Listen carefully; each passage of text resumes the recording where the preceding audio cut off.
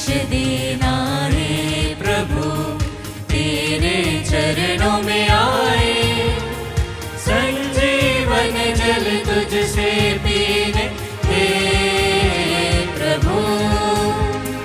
धन्य धन्य है प्रभु, आया आराधना को तेरी, आशीष देना रे प्रभु, आशीष देना रे प्रभु।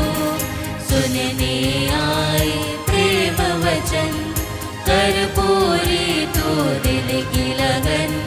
सुनने आए प्रेम वचन, कर पूरी तो दिल की लगन। ये खुशी जो आज हमको मिली है, बांटे दूसरों के साथ भी, बांटे दूसरों के साथ भी, बांटे दूसरों के साथ भी। आशीष देना रे प्रभु, आशीष देना रे प्रभु।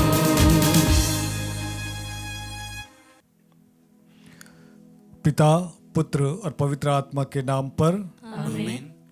हमारे प्रभु यीशु ख्रिस्त की कृपा, ईश्वर का प्रेम तथा पवित्र आत्मा का साहचर्य आप सबों को प्राप्त हो और आपकी आत्मा के साथ। प्रभु यीशु ख्रिस्त में प्रिय विश्वासी भाई और बहनों, मैं आप सभी का आज के मिस्सा में भाग लेने के लिए स्वागत करता हूं।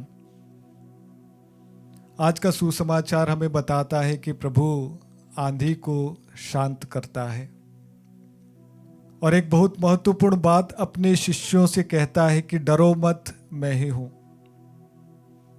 कभी कभी हमारे जीवन में एक ऐसे पल आ जाते हैं, हम घबरा जाते हैं कि कौन से मोड़ पर मेरा जीवन खड़ा है, कौन सा निर्णय लेना है, मैं कहाँ पर खड़ा हूँ, समझ में नहीं आता है।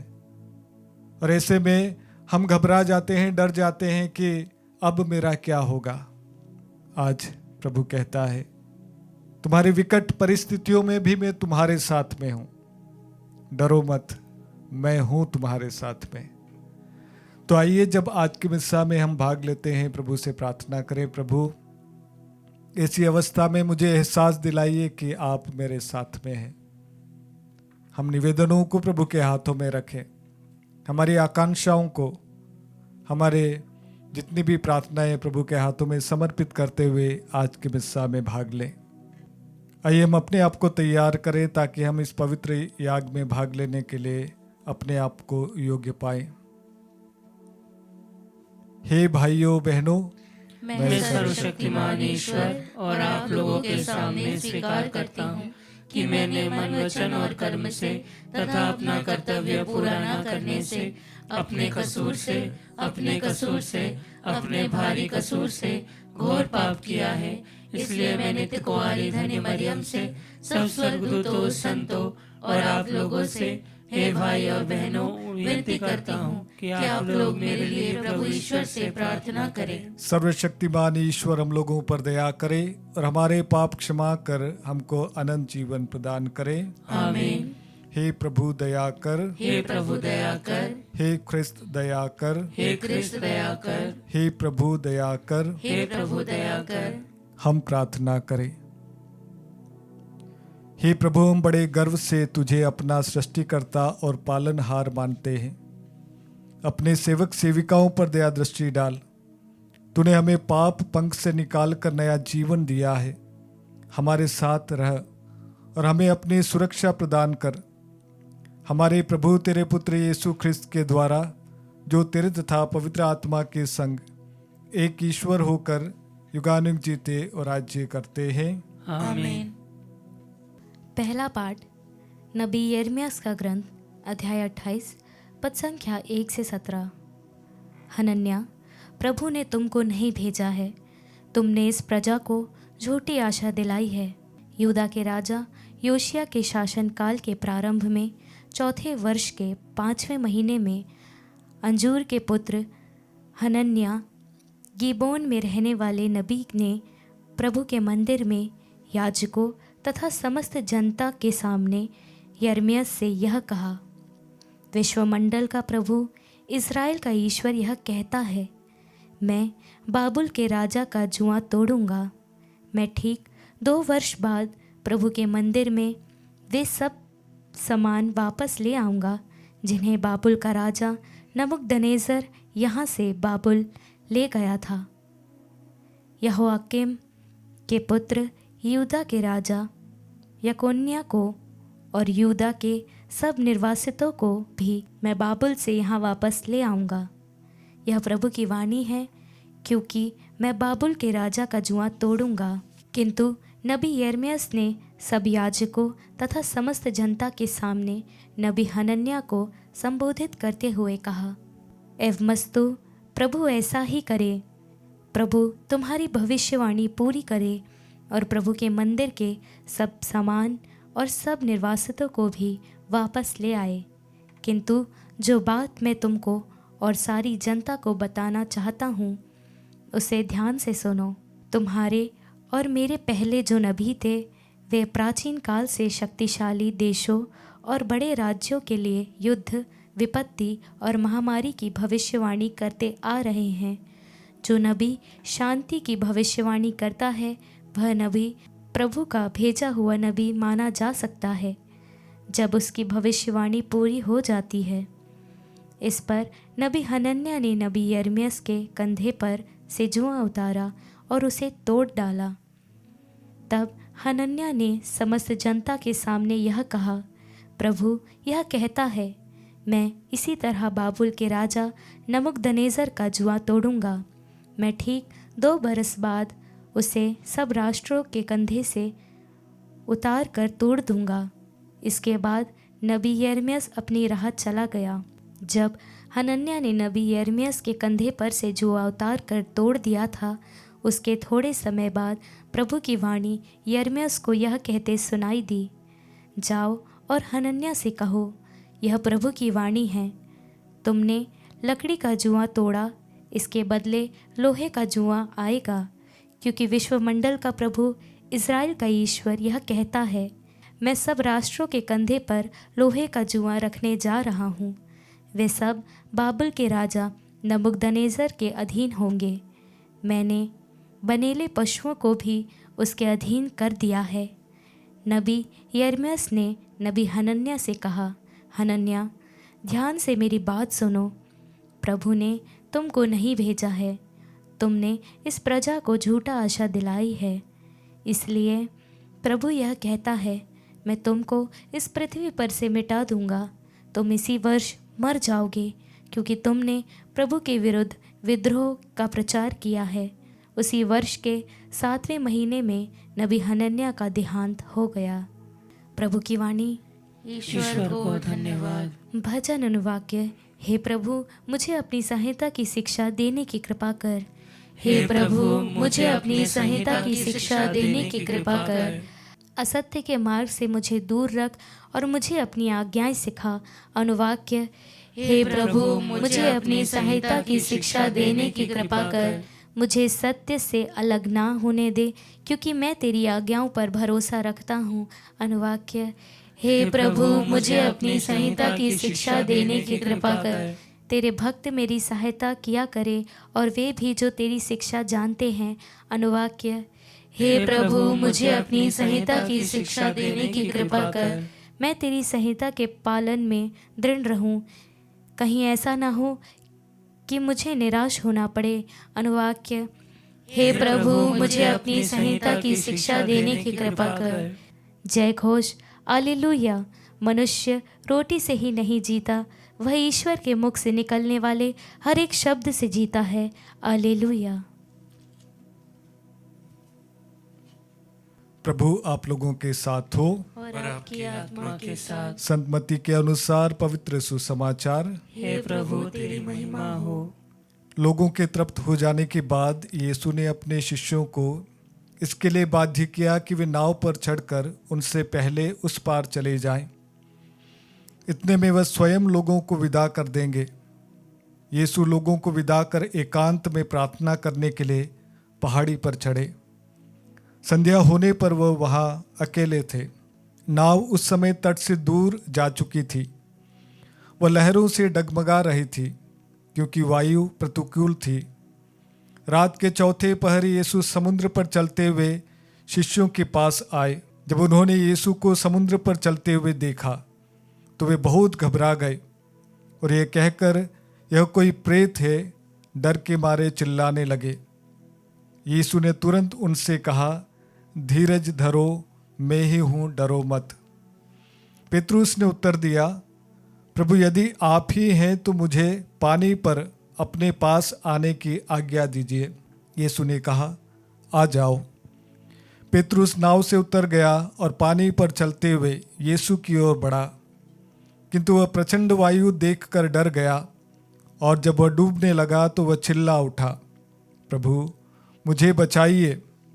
यीशु ने तुरंत हाथ बढ़ाकर उन्हें थामा और कहा, रे अल्पविश्वासी, तुम्हें संदेह क्यों हुआ? वे नाव पर चढ़े और वायु थम गई। जो नाव में थे उन्होंने यह कहते हुए यीशु को दंडवत किया, सचमुच आप ईश्वर के पुत्र हैं। वे पार उतरकर गेनेसरेत पहुंच गए। वहां के लोगों ने यीशु को पहचान लिया और आसपास के सब गांवों में इसकी खबर फैल गई। वे सब रोगियों को यीशु के पास ले आए और उनसे अनुनय विनय करने लगे कि वो उन्हें कपड़े का पल्ला भर छूने दे। जितनों ने भी उनका स्पर्श किया वे सब के सब भले चंगे हो गए। यह प्रभु का पवित्र सुसमाचार है। हे क्रिस्त तेरी स्तुति हो।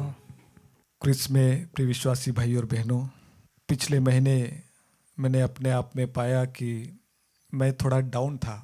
डाउन इसलिए था कि मेरा इलाज हो रहा था, ट्रीटमेंट चल रहा था।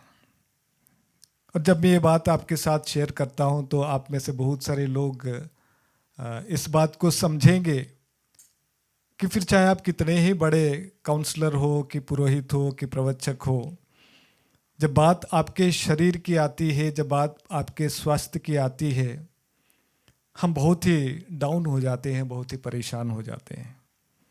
समझ में नहीं आता कि क्या होता है। ऐसी अवस्था में बहुत सारे लोग अवसादग्रस्त हो जाते हैं, डिप्रेशन में चले जाते हैं। मैंने अपने आप में पाया कि मैं कुछ इस प्रकार से मेरे मन में मैंने अपने आप में ये परिवर्तन पाया कि ज़्यादा भूख नहीं लगती थी, बात करने की इच्छा नहीं हो रही थी।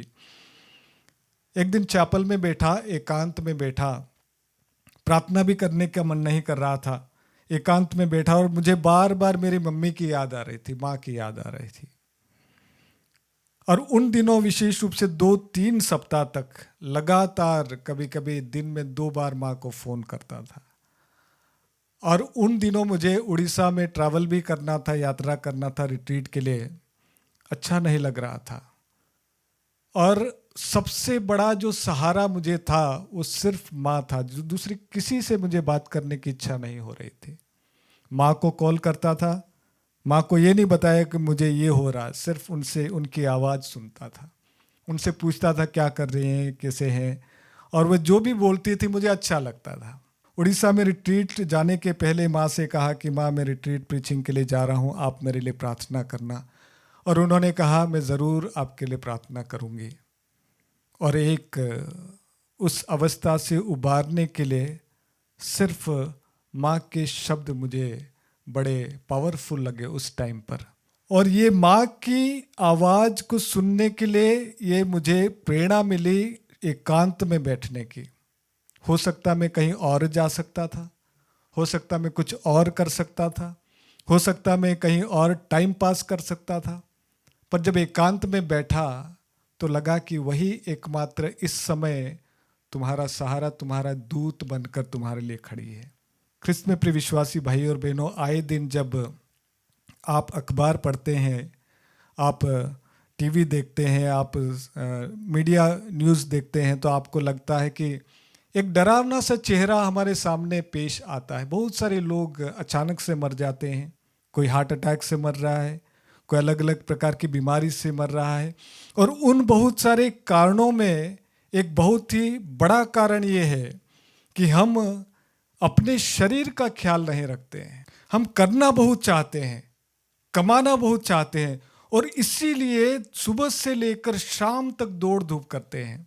आज सुबह ही मेरे पास में एक परिवार आया और वो कहा कि फादर, इंदौर में मैं काम करता हूँ, मेरी वाइफ काम नहीं करती, कोई जॉब नहीं है, कहीं उनके लिए जॉब हो तो आप ढूंढिएगा। एक से काम नहीं होता है, एक के काम करने से परिवार नहीं चलता है। और यही आज के समाज की सच्चाई है कि हम सुबह से लेकर शाम तक अपने शरीर को झोंकते हैं, काम में लगे रहते हैं। ये शरीर भी एक मशीन है, इसकी भी सर्विसिंग होना है। आप चाहे कितने ही बड़े व्यक्ति क्यों ना हो, आप देते देते एक दिन ऐसा आएगा आप खाली हो जाएंगे। और इसलिए मैं हमेशा कहता हूँ, जब कभी भी रिट्रीट देता हूँ, पेरेंट्स को एड्रेस करता हूँ, यूथ को एड्रेस करता हूँ, कहता हूँ कि self care is very important. Self care यानी कि अपना ख्याल रखना बहुत इंपॉर्टेंट है। और इसीलिए पेरेंट्स को जब कभी भी कहता हूँ, माता पिता से कहता हूँ, तो कहता हूँ कि अपने परिवार के साथ में कहीं पिकनिक बनाने के लिए चले जाइए। दुनिया समय पड़ा है आपके लिए, आपने कितना अपने आप को झोंका है और उसके चलते आपने कभी भी अपने परिवार पर नजरें नहीं डाली है, कभी परिवार के साथ में आपने समय नहीं बिताया है, कभी आपने अपना ख्याल नहीं रखा है।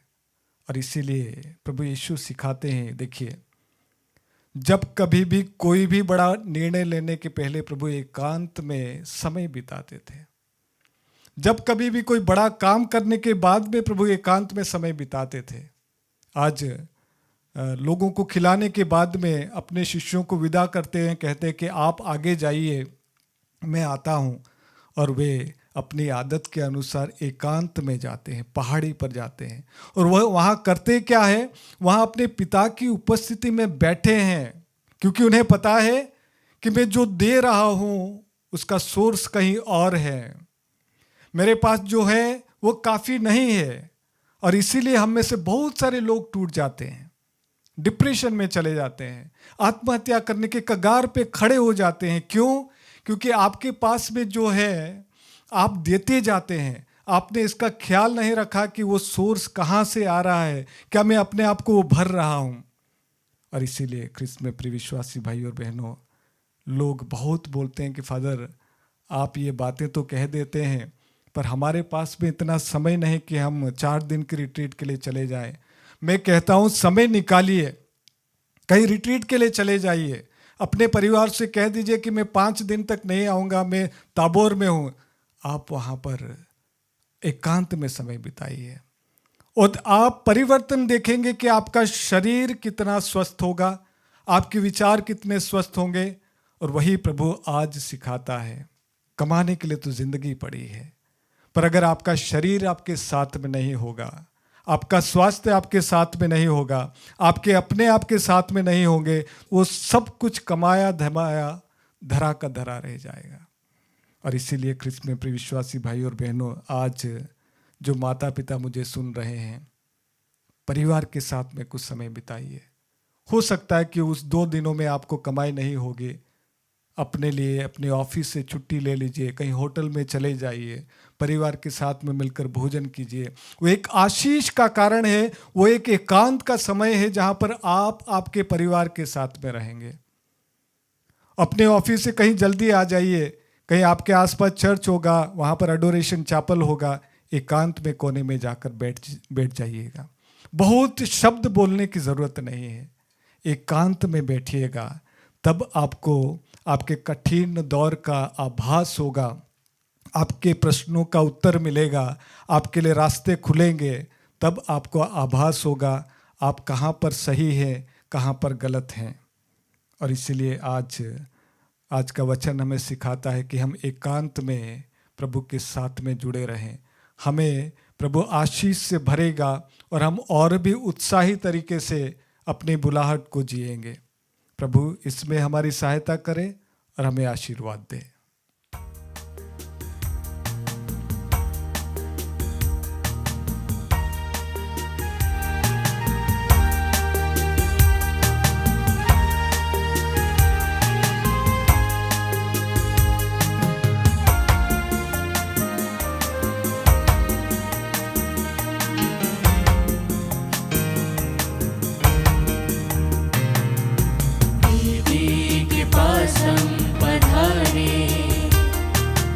अर्पण कर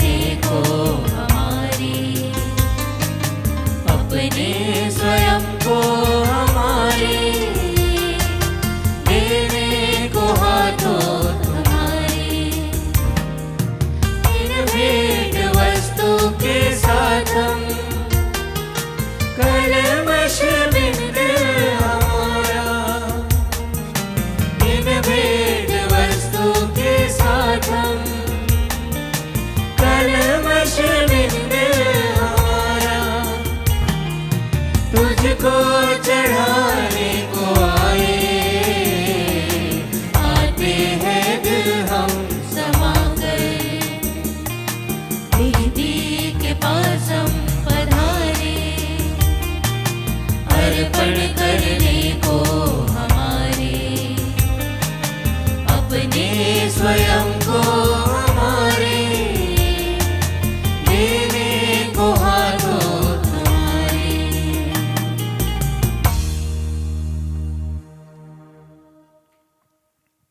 भाइयों और बहनों, प्रार्थना कीजिए कि सर्वशक्तिमान पिता ईश्वर मेरा और आप लोगों का यह बलिदान ग्रहण करें। प्रभु अपने नाम की स्तुति तथा महिमा के लिए और हमारे तथा अपने समस्त पवित्र कलीसिया के लाभ के लिए आपके हाथों से यह बलिदान स्वीकार करें। हे प्रभु, कृपा पूर्वक इन उपहारों को पवित्र कर हमें आत्मिक बलि के रूप में स्वीकार करके अपना अनंत उपहार बना ले। हम ये प्रार्थना करते हैं अपने प्रभु ख्रिस्त के द्वारा। आमीन। प्रभु आप लोगों के साथ हो और आपकी आत्मा के साथ। प्रभु में मन लगाइए। हम प्रभु में मन लगाए हुए हैं। हम अपने प्रभु ईश्वर को धन्यवाद दें जो उचित और न्याय संगत है। हे प्रभु पवित्र पिता, सर्वशक्तिमान और शाश्वत ईश्वर, ये वास्तव में उचित और न्याय संगत है, हमारा कर्तव्य तथा कल्याण है कि हम सदा और सर्वत्र तुझे धन्यवाद दें। जिस प्रकार तूने अपने प्रिय पुत्र के द्वारा मानव जाति की सृष्टि की, उसी प्रकार अपने अपार दयालुता के कारण उन्हीं के द्वारा उसका नव निर्माण भी किया। इसीलिए शोभनीय है कि तेरी सृष्टि तेरी सेवा करे, मुक्ति प्राप्त लोग तेरी प्रशंसा करें और तेरे संत जन एक हृदय से तेरा जय जयकार करें। इसलिए हम भी समस्त स्वर्गदूतों के साथ मिलकर आनंद पूर्वक तेरा यशोगान करते हैं।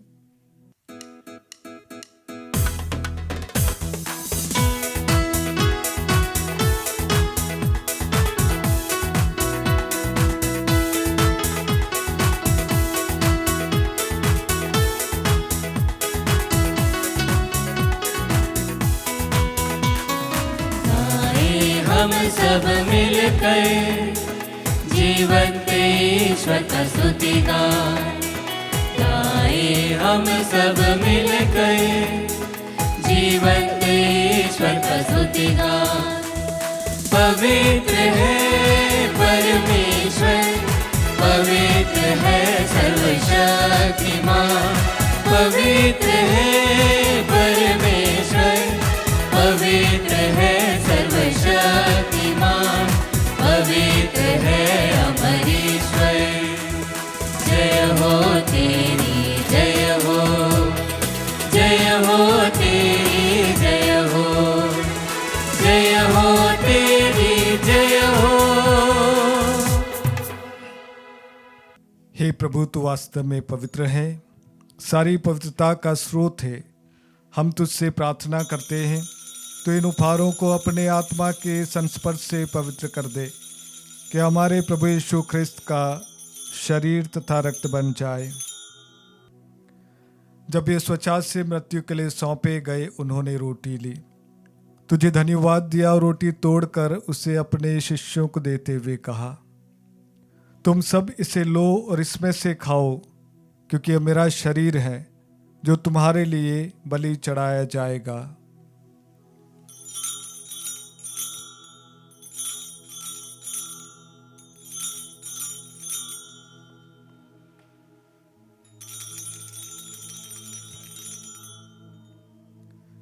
इसी भांति भोजन के बाद उन्होंने कटोरा लिया, तुझे धन्यवाद दिया और उसे अपने शिष्यों को देते हुए कहा, तुम सब इसे लो और इसमें से पियो, क्योंकि यह मेरे रक्त का कटोरा है, नवीन और अनंत व्यवस्थान का रक्त, जो तुम्हारे और बहुतों के पापों की क्षमा के लिए बहाया जाएगा।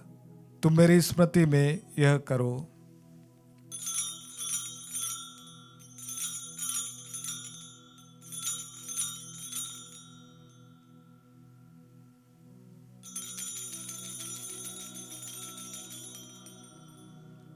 विश्वास का रहस्य। हे प्रभु, हम तेरी मृत्यु तथा पुनरुत्थान की घोषणा तेरे पुनरागमन तक करते रहेंगे। इसलिए हे प्रभु, हम क्रिस्त की मृत्यु और पुनरुत्थान की स्मृति में तुझे जीवन की रोटी और मुक्ति का कटोरा चढ़ाते हैं हम तुझे धन्यवाद देते हैं कि तूने हमें अपने सम्मुख उपस्थित होने और अपनी सेवा करने का सौभाग्य प्रदान किया है। हमारा नम्र निवेदन है कि हम सब ख्रिस्त का शरीर और रक्त ग्रहण करके पवित्र आत्मा के द्वारा एकता के सूत्र में बंधे रहें। हे प्रभु, हमारे संत पिता लियो, हमारे धर्माध्यक्ष थॉमस और सभी याजकों के साथ विश्व भर में फैली अपनी कलीसिया की सुधि ले तथा इसे प्रेम में सिद्ध बना दे।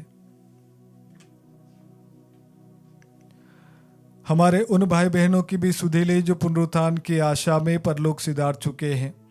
उन्हें और सभी मृतकों को अपने दर्शन का सौभाग्य प्रदान कर हम सब पर दया दृष्टि डाल कि हम भी अनंत जीवन के सहभागी बने। और ईश्वर की माता धन्य कुंवारी मरियम, उनके वर धन्य योसेफ, धन्य प्रेरितों तथा सभी संतों के साथ जो युग युग में तेरे प्रति विश्वस्त बने रहे, तेरी स्तुति और महिमा कर सके, तेरे पुत्र यीशु ख्रिस्त के द्वारा।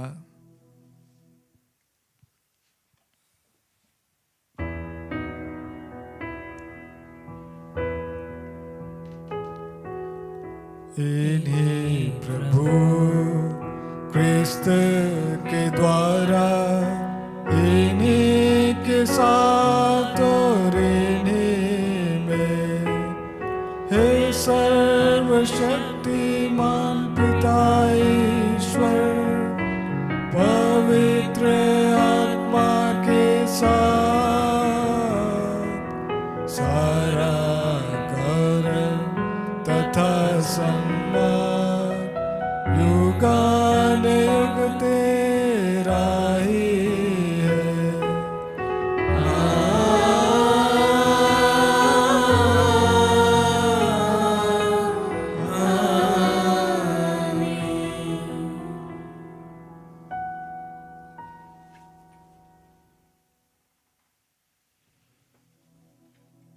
विश्वास और भरोसे के साथ में वही प्रार्थना बोले जो प्रभु ने हम सभी को सिखाई है। हे हमारे पिता जो स्वर्ग में है, तेरा नाम पवित्र माना जाए, तेरा राज्य आए, तेरी इच्छा जैसे स्वर्ग में वैसे इस पृथ्वी पर भी पूरी हो। हमारा प्रतिदिन का आहार आज हमें दे, और हमारे अपराध हमें क्षमा कर जैसे हम भी अपने अपराधियों को क्षमा करते हैं, और हमें परीक्षा में न डाल परंतु बुराई से बचा। हे प्रभु, हम तुझसे प्रार्थना करते हैं, सभी बुराइयों से हमें बचा और इस जीवन में हमें कृपापूर्वक शांति प्रदान कर। हम तेरी दया से सदा पाप से दूर और हर विपत्ति से सुरक्षित रहें और उस दिन की प्रतीक्षा करते रहें जब हमारे मुक्तिदाता यीशु ख्रिस्त फिर आकर हमारी धन्य आशा पूरी करेंगे। क्योंकि तेरा राज्य, तेरा सामर्थ्य और तेरी महिमा अनंत काल तक बनी रहती है। हे प्रभु यीशु ख्रिस्त ने अपने प्रेरितों से कहा है, मैं तुम्हारे लिए शांति छोड़ जाता हूँ, अपनी शांति तुम्हें प्रदान करता हूँ। तो हमारे पापों पर नहीं, अपनी कलीसिया के विश्वास पर दृष्टि डाल और कृपापूर्वक उसे शांति तथा एकता प्रदान कर। तू युगानुयुग जीता और राज्य करता है। आमीन। प्रभु की शांति सदा आप लोगों के साथ हो और आपकी आत्मा के साथ। आइए हम परस्पर प्रेम भाव रखें। हे ईश्वर के मेमने, तू संसार के पाप भर लेता है, हम पर दया कर। हे ईश्वर के मेमने, तू संसार के पाप भर लेता है, हम पर दया कर। हे ईश्वर के मेमने, तू संसार के पाप भर लेता है, हमें शांति प्रदान कर।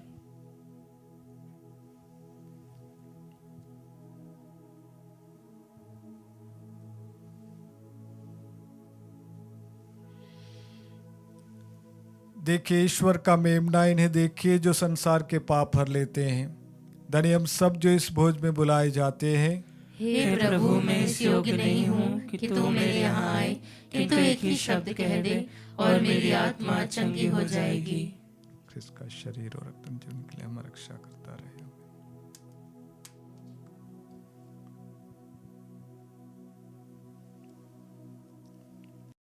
हे मेरे प्रभु यीशु, मैं सारे हृदय से विश्वास करती हूँ कि आप पवित्र यूकरिस्ती संस्कार में उपस्थित हैं।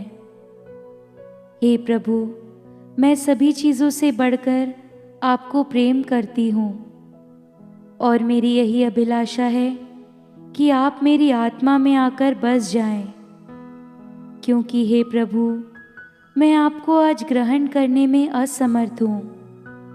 हे प्रभु, आध्यात्मिक रूप से आकर मेरे हृदय में समा जाइए। हे यीशु, मैं आज आप में एक होना चाहती हूँ और आप में समा जाना चाहती हूँ। हे प्रभु, यह कभी ना होने पाए कि मैं आपसे कभी अलग हो जाऊं। आमीन। हम प्रार्थना करें।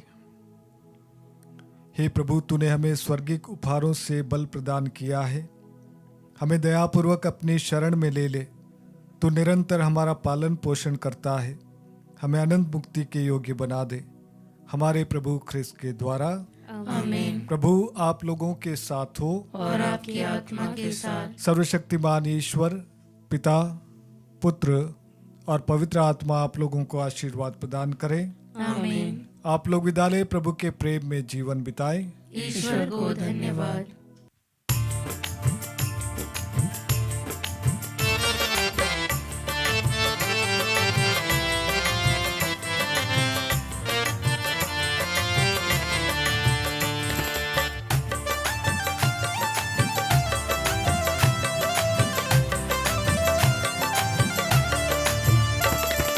कहता है दिल मेरा धन्यवाद प्रभु, किए तूने कार्य महान मेरे प्रभु। कहता है दिल मेरा धन्यवाद प्रभु, किए तूने कार्य महान मेरे प्रभु। तूने चुना एक निर्बल को, तूने चुना एक निर्बल को। कैसे कहूँ धन्यवाद मेरे प्रभु, कैसे कहूँ धन्यवाद मेरे प्रभु। कहता है दिल में